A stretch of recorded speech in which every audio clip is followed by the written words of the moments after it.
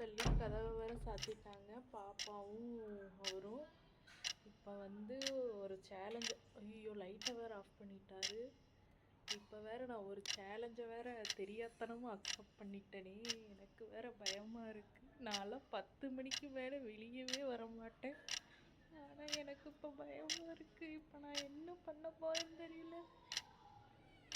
இப்போ பார்த்தீங்கன்னா நான் வந்து இந்த படியை ஏறி மொட்டை மாடிக்கு போயிட்டு நான் வந்து ஒரு 5 மினிட்ஸ் அங்கே வெயிட் பண்ணி இருக்கணும். ஐயோ இந்த படியை பார்த்தாலே பயமாக இருக்கே, நான் என்ன பண்ணுவேன்?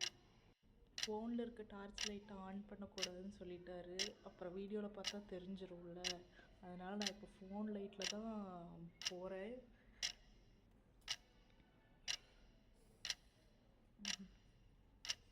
ஐயோ எனக்கு வேறு பயமாக இருக்கே. இந்த சந்திரமுகி படத்தில் படி ஏறி போகும்போது திடீர்னு உடையுதா சாயுதா அப்படிங்கிற மாதிரினா இருக்கு. ஐயோ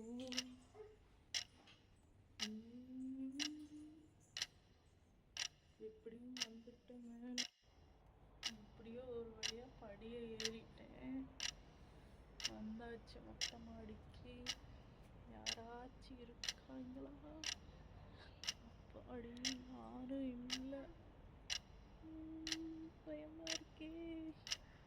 ஏறி கூட வந்துட்டேன். இப்போ வேற 5 மினிட்ஸ் வேற இருக்க சொல்லியிருக்காரு. அதுதான் இப்போ பெரிய பிரச்சனையே. நான் என்ன பண்ண போறேன்? 1 or 2 மினிட்ஸ் மட்டும் இருந்துட்டு அப்படியே கீழே இறங்கிடலாம் பேசாம.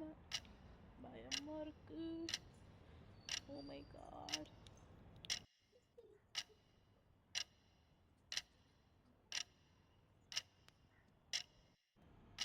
சரி போயிடலாம், அப்படியே கிளம்பிடுவோம். அறிவு கெட்ட ஏதாவது வாயில வந்துடும். நல்லா அறிவில்லை உங்களுக்கு, எதுக்கு இப்படி வந்து நிக்கிறீங்க?